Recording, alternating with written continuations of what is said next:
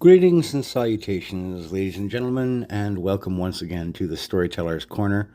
I'm your host, Joshua T. Calkins Truergy, also known as Byron Assidious. The Beast of Bezos. It's not venomous, it's a constrictor. Before I continue, the image that you are seeing for this video took my kiddo a week and a half of diligently, slowly, meticulously working on in order to create. She is a very talented illustrator. When she decides to sit down and actually put a tremendous amount of effort into something, she can work some absolute wonders. Now, I didn't ask her to spend that much time on this thing. I would have been happy with a very simple drawing. She's done some simple drawings on my request in the past, but this was hands down one of the finest pieces that she's ever created. Anyhow,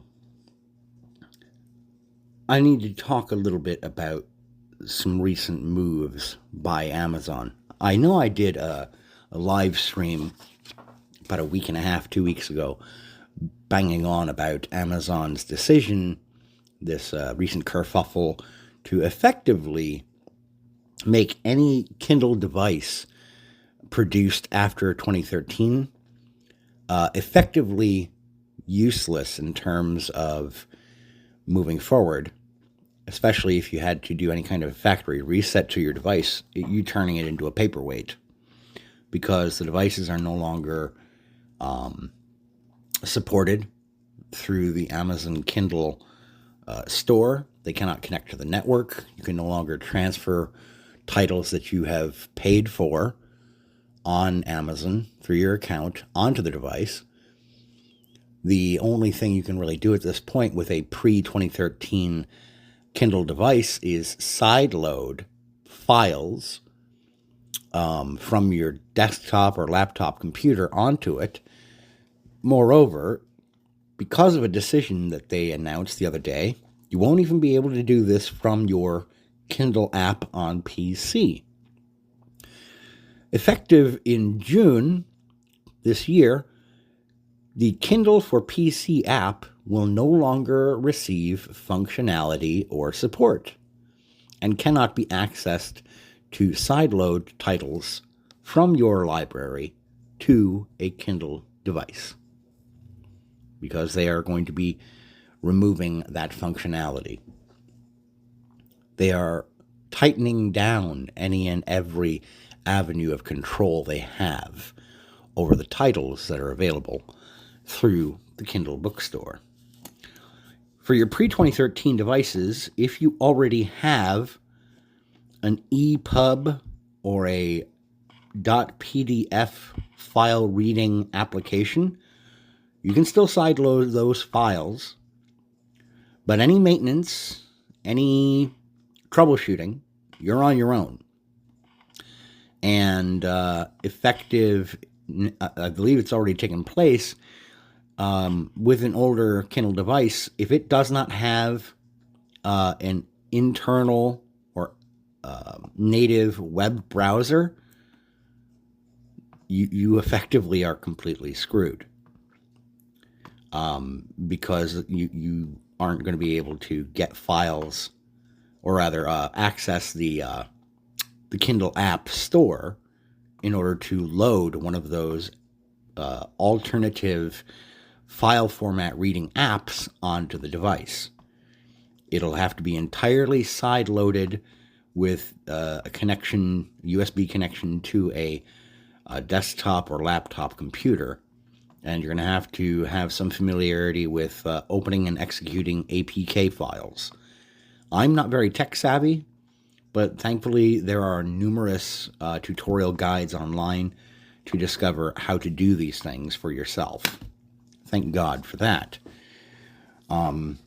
However, you can't find too many of those videos on YouTube anymore because those videos have been getting taken down and removed for unlisted reasons. Oftentimes it's for it's suspected that Amazon is using employees or their corporate weight to get those videos removed. Amazon, the beast of Bezos, has been on a warpath for the last few years. They quietly bought up Goodreads some years ago, a website that is primarily dedicated to offering potential readers reviews and feedback for titles that they're interested in purchasing or borrowing in order to read. A 2023 leak from an insider, according to Nielsen Bookscan, revealed that revealed that eBay uses AWS, known as Amazon Web Services, as its backbone for infrastructure, and that Amazon uses that AWS connection as a means of checking for price controls, so that they can undercut small retailers that have their own private listings and accounts on eBay, so that Amazon can funnel customers to Amazon directly. Prior to relying on AWS for their infrastructure backbone, eBay handled everything internally. They had their own online database and infrastructure. And at that time, before their partnership with AWS, eBay's site and service rarely experienced operational issues beyond a few slowdowns. Since turning to relying on AWS, however, eBay as a site has experienced total service outages 9 times, since it is listed in Amazon's client service database as, quote, non-primary status, since they are considered a low-risk competitor to Amazon's retail side. Books began for Amazon as a loss leader. It was how the business got started. It was an online book retailer. Since 2016, however, Kindle Direct titles through the KDP program have become a low-yield, profitable segment of the Amazon business model. It's no longer a loss leader in the digital format because the only inventory space being taken up is on servers. And your average book file, if it does not have full color images, which is the case for most books, even ebooks, those files are rarely larger than maybe 1 megabyte or a megabyte and a half if it has a full color illustrated cover, maybe 1 or 2 pictures or an author profile picture for the digital interior or back cover. So they're not taking up a great deal of real estate on these things. Of course, volume tends to cause a bit of a problem. There's so much slop thrown up onto the KDP bookstore and for their unlimited program that, it's going to fill up quickly. Additionally, when utilizing other self-publishing or independent publishing outlets and avenues, there is an absolutely brutal distribution cut for those non-KDP indie pubs to gain access to Amazon for distribution and listing. For example, whenever I self-publish through Lulu, which I've done for a number of years, as well as relying on my traditional small house publishing partners at Books for a Buck and previously at Untreat Reads before they were taken over by new ownership. Whenever I would publish through them, for physical copies of any book that I produce through Lulu, there is a minimum $4 per copy cut to Amazon on titles that range anywhere from 80 to 400 pages in length. It's lower, obviously, if the word count is below 80 pages, which I only have a couple of longer short stories listed at less than that page length. They also, however, bump this up to $6 per physical copy for any physical book between 401 and 600 pages. And if you're publishing through Lulu, Amazon flatly will not carry physical books over 600 pages from outside independent publishing venues, period, without an exemption. And applying for that exemption through Amazon carries its own separate fee. So it gets to be costly. Even ebooks from Lulu have the highest distribution cost coming from Amazon. It is a snake. The beast of Bezos is a serpent that coils around and crushes slowly. There's also the KDP exclusivity push. When you publish directly through Kindle Direct Publishing, if you're going digital, you can, if you're doing a non-exclusivity, you can get upwards of 50% royalties on every ebook sold.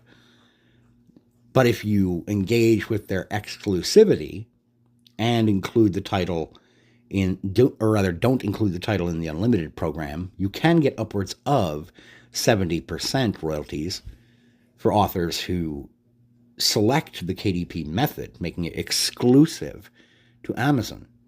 But then they have total rights over how your book goes out and how it's marketed. Now, yes, you, the author, still retain the intellectual property rights to the title in question, but you cannot go outside of Amazon at that point to distribute. And if you choose to remove it from exclusivity, your royalty rate immediately drops to between 40 to 50%, and it is variable. As a side note, Amazon may be the biggest monster on the block, but not the only monster on the block, thankfully. There are options, like I mentioned, Lulu, and there's the ever-popular Draft2 Digital, though they've got some problems they're handling right now themselves. They're dealing with a great deal of pushback from authors who are a little bit verklempt over their new policy requiring annual access and usage fees. But this is not a huge annual fee. There's a $20 upfront fee to establish an account, and then $12 annual membership fee. I know I'm going to get flack for saying so, but I don't think that is too high a price to have accessibility to this outlet, to this avenue of self-production, particularly since Draft2 Digital is, for the most part, outside of Amazon's influence. I say for the most part because, unfortunately, Draft2 Digital is reliant on AWS for its infrastructure backbone. To nobody's surprise, however, the site doesn't require distribution through Amazon, which is nice. However, opting out is strongly discouraged by the folks at Draft2 Digital. They want to maintain a good business relationship and working relationship with the beast of Bezos because they don't want to get absolutely crushed. There's no getting around it.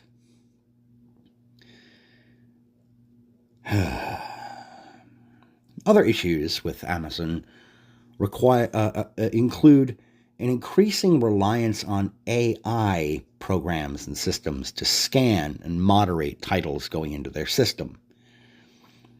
Amazon also has a bad habit of unlisting titles if a book should receive even so much as a single email complaint.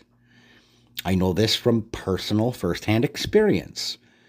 I have had, over the years, 4 different titles temporarily suspended and removed from Amazon availability. One of those titles was suspended twice. All of them were restored eventually with a little bit of pushback and explanation on my part, but it's still rather annoying to have to go through and do that. That one title that got suspended twice was pulled down temporarily based on complaints for the title having, quote, hate speech. The title in question is Empty Prayer. It's a lengthy Amelia City short story, focused largely on a group of religious fundamentalists who I heavily based off of the Westboro Baptist Church. And the leader of this group, Pastor Jenkins, says some things in the course of the story that are, I will admit, they are rough. They are genuinely awful things to say.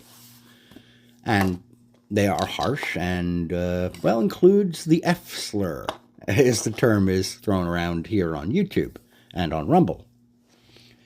People say the F slur to avoid getting flagged, tagged, and having videos removed. But this is a work of fiction, and is a character who is an avowed religious fundamentalist. It makes perfect sense that he would say such things. I do not endorse or condone such utterances, but I'm not a child. I understand that people who are that way, who are religious fundamentalists, are going to say such things. And I have the faith and belief in my potential readership that they'll understand as well that this is the real big boy grown-up world. Yes, this is a story of fiction, and it's horror, so there's a lot of weird, absurd, non-real things happening. But my actual real readers, I think, can handle some naughty words. Overall, however, this is the danger that we face by continuing to allow Amazon, the beast of Bezos, to be the primary place where people get their books. In the ebook realm, they are tightening up their control. And it's right there in the terms and conditions, too, and we really should have been paying attention a lot closer for a lot longer. And I'm guilty of having fallen for the trap myself as well, so I'm not going to sit here and try to browbeat everybody because I was a sucker, too. When you click on Buy Now for any ebook on Kindle or through Amazon, it states right in the terms of service that you sign up, that you click on and say, I accept their terms when you create an account, that your purchases of digital products, of digital goods, is not an actual purchase.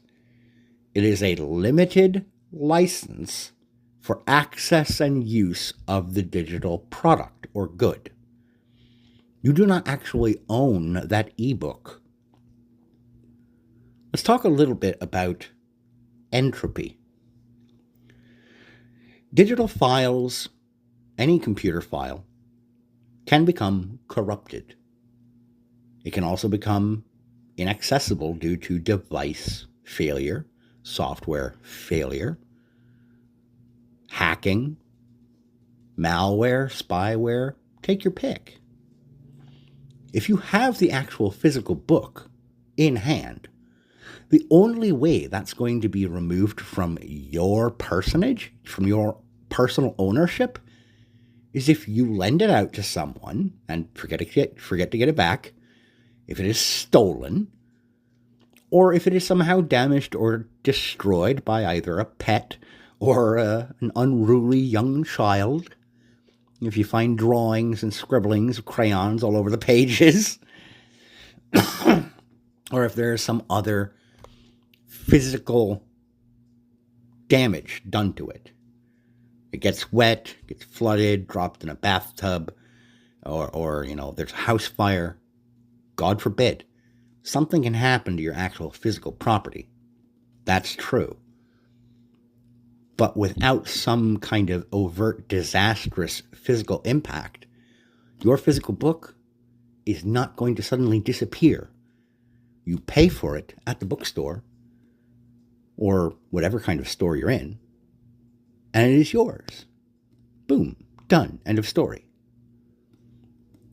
I have bandied on at length now about how we need to get back to physical media.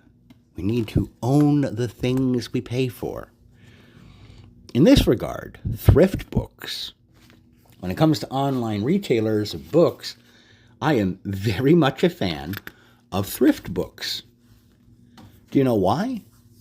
Not only can you find some great titles on there, sometimes you can find some newer titles on thrift books as well, because, they do allow people to sell their own books, kind of like eBay does. However, thrift books is completely separate from Amazon. It's part of their mission statement. They do not want to be tied into the beast of Bezos in any way, shape, or form. They do not rely on AWS for infrastructure backbone digitally. They do not rely on any Amazon-owned subsidiaries for any of their services, distribution, sales, or data. They are completely separate. Look, folks, I am guilty as hell of having a lot of the titles I have written and published over the years available on Amazon. But I always encourage people, if you are actually looking to support my fiction writing endeavors as a storyteller, I would encourage you to go directly to the Lulu website or directly to booksforabuck.com or go directly to untreatedreads.com. Go to bn.com for Barnes & Noble. Go to Kobo Books. Go to Thrift Books. Go to eBay, even though eBay is, like I said before, lashed to Amazon through AWS.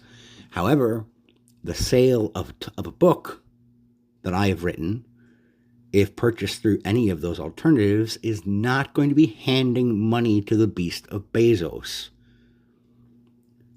This serpent is not going away anytime soon, but I would implore you, stop actively feeding it.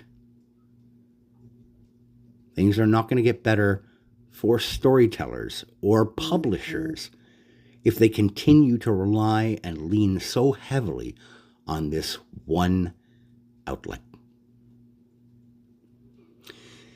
Anyhow, that's going to do it for me for now, ladies and gentlemen. I'd like to thank you for tuning in. Thank you for listening. I ask that you take care of yourselves, and as always, keep reading.